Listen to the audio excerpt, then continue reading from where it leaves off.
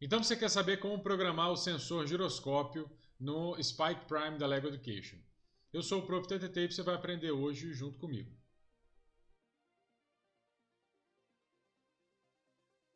Bom, a primeira coisa que a gente tem que saber a respeito desse sensor é que ele não é apenas um, eles são dois sensores combinados para nos informar um valor já pronto, que é o valor de ataque, ou o valor do ângulo que ele está se movimentando. É o sensor giroscópio e o sensor acelerômetro combinados. Para facilitar, a gente chama de giroscópio e não tem problema, a maioria das pessoas usa esse termo mesmo. Aqui no programa, eu tenho esse hub conectado aqui no meu computador, então eu vejo que no meu está em inglês, mas por comparação você pode verificar que é a mesma coisa no seu, tá? O meu I.O., ele está oscilando entre 0 e... deixa eu deixar em 90 graus, legal. Então aqui eu deixei o meu robô em 90 graus ou em 100 graus. Ou seja, é a rotação no próprio eixo, vai ser o meu I.O. Porque o meu está montado desse jeito, tá? No seu você pode observar de outra forma. O pitch é a rotação neste eixo e o roll é a rotação neste eixo aqui. Legal? Então vale a pena a gente observar em cada montagem aonde que está os eixos de cada um deles para a gente poder fazer a nossa programação. Outra coisa interessante de verificar também é que a gente tem outros 3 tipos de valores. Aqui eu estou com um ângulo de ataque entre cada um dos eixos, mas eu posso também ter a orientação. Eu sei que ele está virado para cima, né, o top. Eu posso estar com ele front, right side, left side ou bottom, ou seja, virado para trás. Claro que no seu pode estar em português, basta comparar. Eu tenho o Gyro Rate, ou seja, a taxa de variação do giroscópio. Isso é bem complexo, a gente não vai usar isso normalmente no dia a dia, mas se você estiver fazendo uma programação muito mais robusta e você quiser valores bem precisos, a gente pode utilizar a taxa de variação do giroscópio, que na verdade é uma derivada do... é uma derivada do movimento de rotação angular. É um negócio bem complexo, não vale a pena a gente entrar em detalhe. E a aceleração, que é o quanto a gravidade, o campo gravitacional está influenciando dentro do sensor acelerômetro que está aqui dentro.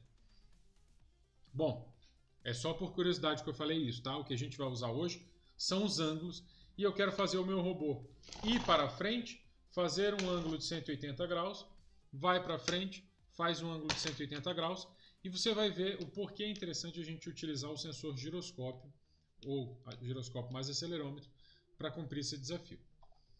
Bom, eu já deixei a programação pronta para o vídeo não ficar tão grande e só de passar o olho a gente já vê que ela ficou um pouco mais complexa do que no vídeo anterior, mas ela também não está assim tão complicada, né? Então, primeiro de tudo, eu tenho aqui o bloco forever, ou seja, o bloco sempre, que vai repetir a minha programação o tempo todo, que está aqui dentro. Eu tenho um primeiro bloco que diz Start Moving, ou comece a se movimentar, fazendo um giro no próprio eixo. E ele vai verificar se o ângulo do I.O., porque eu verifiquei que nesse eixo aqui ele vai fazer esse giro no próprio eixo, esteja entre 179 e 182. Por que eu não coloquei precisamente 180? Porque eu sei que ele varia um pouquinho, então eu quis deixar assim para tentar acertar o ângulo certinho. Então se ele estiver entre mais ou menos 179 e 182, para os motores, começa a se mover para frente por 10 centímetros e depois gira de novo e agora verifica se ele está entre menos 179 e 2. Ou seja, se ele já está do outro lado, então se ele vai atingir o ângulo zero. Então ele varia entre 0 e 180 graus, no caso aqui entre menos 179 graus e 2 graus, para de se movimentar e começa a mover para frente.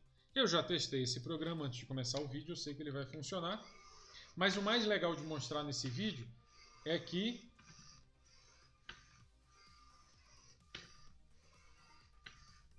legal, ele está mais ou menos nessa direção, a reta, o eixo que ele está seguindo. Opa, quase caiu, volta para cá. E se eu tentar parar com a minha mão o movimento dele, ele vai continuar forçando até achar o ângulo que ele está procurando. Então essa é a parte legal da gente utilizar o sensor giroscópio.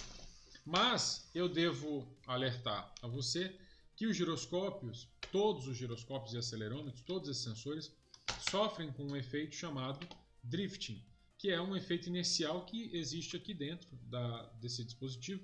Existem todos eles e a gente tem que lidar com esse drifting, então aos poucos ele vai perdendo a orientação dele. A gente tem que criar métodos de resetar. Quem sabe eu posso mostrar isso no próximo vídeo. Bom, é isso. Agradeço a atenção de você que assistiu esse vídeo. Aceito sugestões para os próximos e até logo. Tchau, tchau.